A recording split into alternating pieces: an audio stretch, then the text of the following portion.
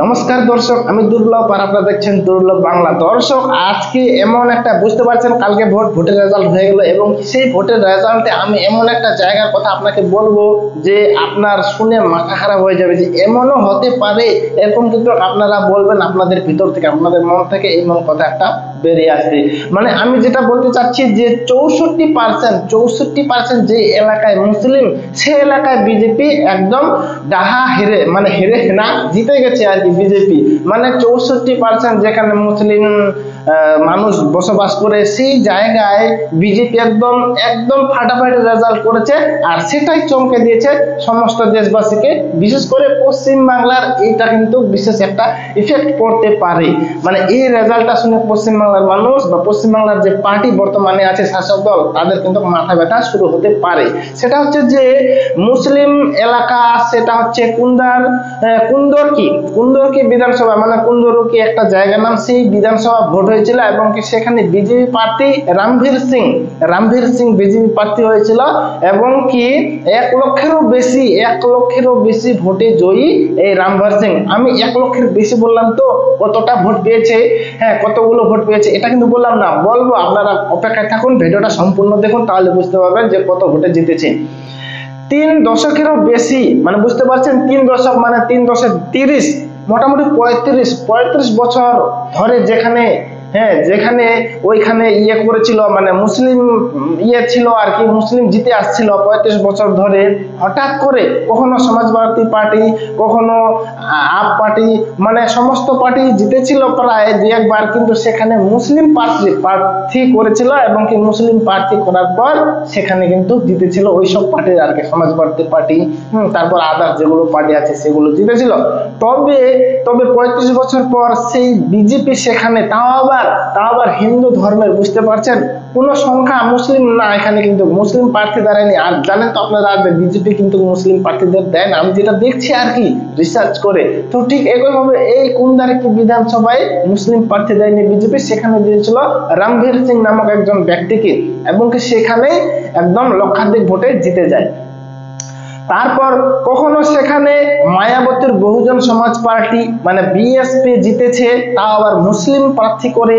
কখনো মায়াবতীর কখনো আবার অখিলেশ যাদবের সমাজবাদী পার্টি মানে সপা জিতেছে, তাও আবার মুসলিম প্রার্থী করে। হঠাৎ করে এই বিজেপি সেখানে রামভীর সিংকে দেয় এবং কি জিতে যায়।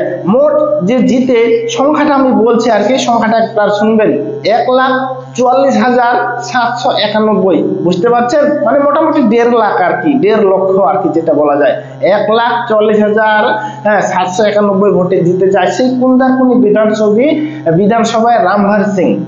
বুঝতে পারছেন, একটা ঐতিহাসিক রেজাল্ট না, ঐতিহাসিক রেজাল্ট। এবং কি যেখানে 35 বছর ধরে বিজেপি জিততে পারেনি, সেখানে 64% মুসলিম, এর আগেও জিতেছিল, তারা মুসলিম প্রার্থী করে।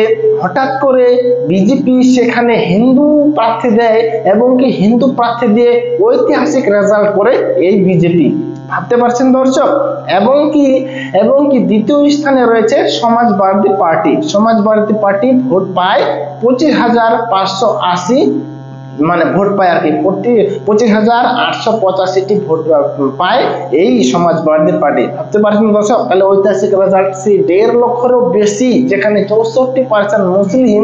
তো সেই ইফেক্টটা, এই যদি খবরটা যদি বাংলার শাসক দল শুনে বা শুনেছেন, তো অবশ্যই তাহলে মাথা ব্যথা কেন হবে না, কারণ আমাদের পশ্চিমবঙ্গে যে শাসক দল চলছে টিএমসি, সেটা তো বেশিরভাগ মুসলিমদের উপরই ডিপেন্ড করছে, কারণ তারা একদম 100% মধ্যে 100% সেই মুসলিম ভোটগুলো পাচ্ছে।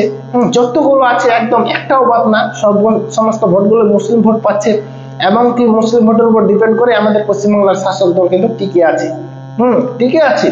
হিন্দুরাও ভোট দেয়, কারণ হিন্দুদের আমাদের সংখ্যা বেশি, হিন্দুরা ভোট না দিলে তো কোনো জিততেই পারবে না। যতই মুসলিম ভোট একদম দিয়ে দিক, যতই দিক, তবু কিন্তু জিততে পারবে না যদি হিন্দু ভোট না দেয় আমাদের শাসক দলকে।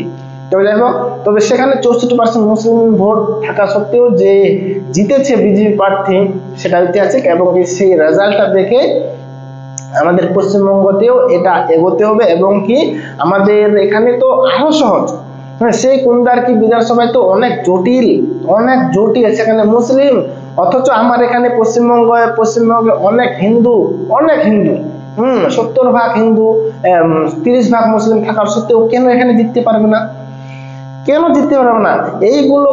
এইগুলো রেজাল্ট আমাদের পশ্চিমবাংলার বিরোধী দল নেতাকে কিন্তু মনোবল বাড়িয়ে দেয়, বিজেপি নেতা কর্মীদের কিন্তু মনোবল বাড়িয়ে দেয় যে কুন্দারকিনি বিধানসভায় যদি এভাবে হতে পারে রেজাল্ট, তাহলে আমাদের পশ্চিমবঙ্গে কেন নয়?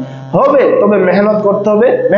আমাদের বিরোধী দল নেতা শুভেন্দু আছে এবং অন্যান্য যে নেতা কর্মীগুলো আছে তাদেরকে মেহনত করতে হবে। মেহনত করলে কিন্তু একদিন রেজাল্ট হবে। দর্শক বুঝতে পারছেন তো কিভাবে একটা বিগ ব্রেকিং নিউজ না, একটা তাজ্জব করা খবর না, চমকে দেওয়ার মতো একটা খবর না? তো সেটাই হচ্ছে ব্যাপার, যে ওখানে যেহেতু হতে পারে আমাদের পশ্চিমবঙ্গে হবে, একদিন হবে, অবশ্যই ঠিক হবে। দর্শক, আর এমনিতে তো সম্পূর্ণ দেশে বিজেপি পার্টি এগিয়ে যাচ্ছে। এই যে মহারাষ্ট্রে একটা ঐতিহাসিক রেজাল্ট, বুঝতে পারছেন না? সেটা রেজাল্ট আপনারা দেখে নেবেন, এর আগে আমি ভিডিও করেছি, সেটাতেও আমি বলেছি, ডিটেলস সম্পর্কে একটু দেখে নেবেন। তো মহারাষ্ট্রে যেমন ঐতিহাসিক রেজাল্ট, ঠিক একইভাবে সেই কুন্দারকিনি বিধানসভায় ঐতিহাসিক রেজাল্ট। এই ঐতিহাসিক রেজাল্ট গুলোই বিজেপি কর্মীদের মনোবল বাড়িয়ে দেয় আমাদের পশ্চিমবঙ্গের, এবং কি সেইটার শক্তিতেই আমাদের বিজেপি কর্মীরা শক্তি পাচ্ছে এবং কি এগিয়ে যাচ্ছে, আজও কাজ করছে। এই দেখতে পাচ্ছেন না, শুভেন্দু অধিকারী কত মেহনত করছে আমাদের হিন্দু ধর্ম, সনাতনী ধর্মের মানুষদেরকে একজোট এবং কি জাগ্রত করার জন্য। সেই এখানে ওখানে সভা, হিন্দু সাধুদের সঙ্গদের করছে। প্রশাসন তো হিন্দুদের উপর অত্যাচার করতেছে, এই দুর্গা পুজো হতে দিচ্ছে না, কার্তিক পুজো হতে দিচ্ছে না, নানা রকম হচ্ছে। সেই জায়গায় আমাদের পশ্চিমবঙ্গের বিরোধী দল শুভেন্দু অধিকারী সেখানে সাপোর্ট দিচ্ছে। তো এটা একটা শক্তি। এই যে শক্তিটা কোথা থেকে আসছে? সেই কাজগুলো দেখে, রেজাল্ট গুলো দেখে। দর্শক, আজকে এটাই ছিল আলোচ্য বিষয়। আশা করি ভিডিওটা ভালো লেগেছে। যদি ভালো লাগে চ্যানেলটা সাবস্ক্রাইব, লাইক, কমেন্ট, শেয়ার করবেন, সাথে পাশে থাকবেন। ধন্যবাদ।